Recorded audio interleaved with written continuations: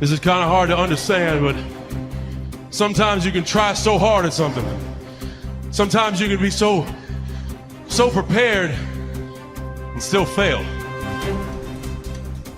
And with every time you fail, it's painful. It causes sadness. Understand, my friend, is that you're supposed to fail. You're supposed to fail because failure is the stepping stone to success. It's not just cliche, because failure is an experience that lends to wisdom that ultimately makes you a stronger version of yourself. Self-love, rebuilding self, seeing to it that you spend enough personal and alone time to seek higher levels of self. What is the next level of you? Remember, whenever one door closes, there is another door waiting for you. Don't second guess yourself, and don't be so afraid of failing that you create excuses instead of producing results. Every day, you have another opportunity to be and do what you were meant to do on this earth. This decision you're making right now will determine your outcome of your tomorrow. We don't have control over yesterday, but this decision that you're making right now will push you, will purge you, will drive you to have that fire down inside. There has never been a point, anytime, and there never will be, where everything is perfect. Okay? No such thing. Because life is a possibility. Because it's a possibility, it cannot be perfect. Doesn't matter what we do, there's still something more to do. The possibilities when you do this, although unknown, are endless. But one thing is for certain, if you don't push yourself, nothing in your life will change. If you want a thing bad enough to go out and fight for it, to work day and night for it, to give up your time, your peace, and your sleep for it, if all that you dream and scheme is about it, and life seems useless and worthless without it, and if you gladly sweat for it and fret for it and plan for it, and lose all your terror of the opposition for it, human being, you've got unlimited potential. You can put effort on you, and by concentrating on you and developing you, you can transform your life wherever you are right now. There has to be something so deep in you that drives you. So what really does it for me is I know what we're capable of. And I know that most human beings aren't willing to go where I am. And that's a very, very dangerous thing. I'm not saying I'm better than anybody else. Everybody has this talent. It's not a talent. It's just realizing that we stop way short of our true potential. So through my life, I realize these things.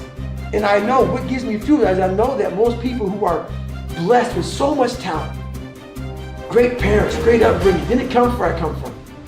They're gonna quit before me. Having all the tools that they have, they didn't have the ability to examine themselves. When you have everything so nice in life, it's great to have a great life. But what happens is you don't self-examine. You don't do a live autopsy.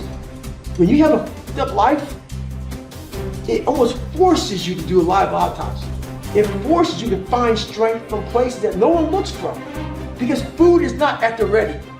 You know, I have a learning disability. It's not at the ready. I can't just pick up a book and start reading. Right. There's preparation behind everything I do.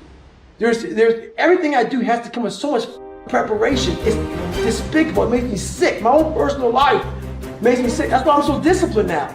Without my self-discipline, there is no David Goggins. Like, I can't stop reading. I won't be able to read tomorrow. I will lose it that fast. I cannot stop going to the gym. My mind is set up in a spot where, hey, the second I stop, it wants to stop. Because I had a quitting mind growing up.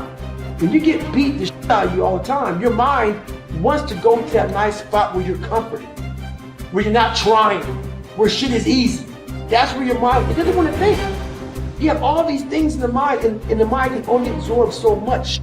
So all the pain it has to go through, it wants to push it away and say, let's not do that. So every day I'm fighting where the mind wants to go. So it's a constant evolution, man.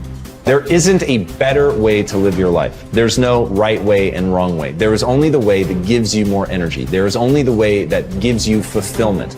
When you have those things, when you're fulfilled by what you're doing and it's giving you, the harder you pursue it, it's giving you more energy, you're on the right path. As the Greeks would say, segolodroma, I can't believe I messed that up. Segolodroma, which means you're on a good road. And that's what I want people to understand. Like, yes, I preach a very specific path, but I don't think that it is a universal path. And so the only universal path is to do the things that give you fulfillment and energy. So if spending time with your friends gives you that, then you should be spending more time with your friends. If dating gives you that, then you should be dating. So you don't need to want to be the best in the world at something. You don't need to want to make a lot of money. You don't need to want to be an entrepreneur. They're literally just stand-ins. They're proxies for fulfillment and energy creation. That's it. Many people have had difficult experiences growing up. They have fallen onto hard times and become associated with the wrong people. They have behaved in ways that were illegal or socially unacceptable.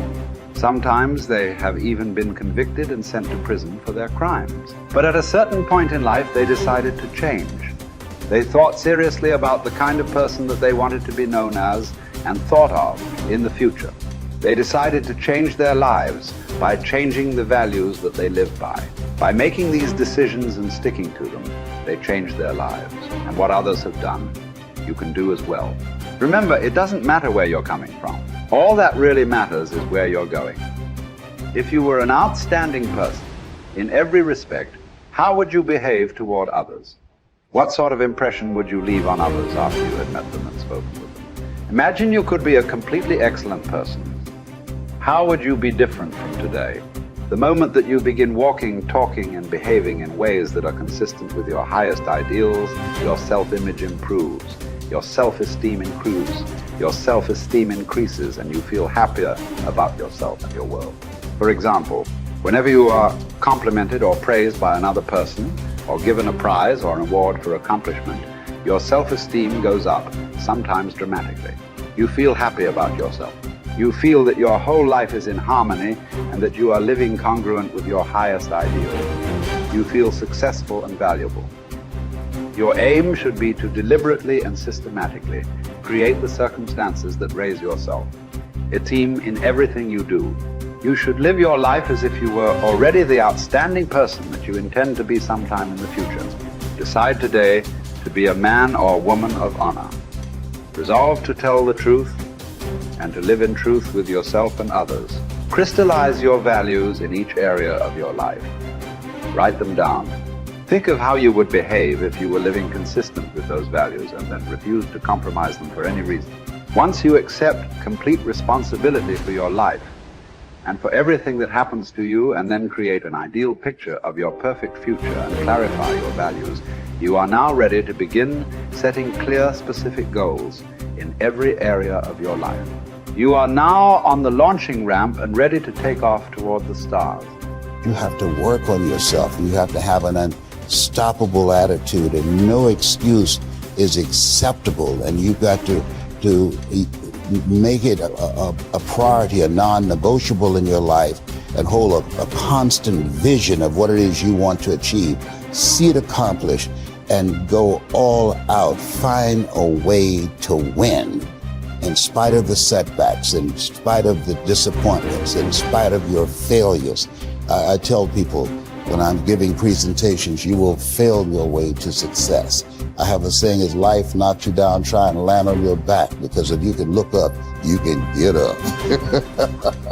And so those experiences of going after goals that's beyond your comfort zone and having relationships that will challenge you. And so those experiences, they challenge you to go to that next level and continue to move forward in your life, doing new and exciting things that eye has not seen, ear has not heard, nor is it in the heart of mankind what God has in store for you when you live a heart-centered life, deciding that you're going to live a life that will outlive you. You're going to live a life that counts, a life that will build a legacy and change the planet. You know, Horace Mann said, we should be ashamed to die until we've made some major contribution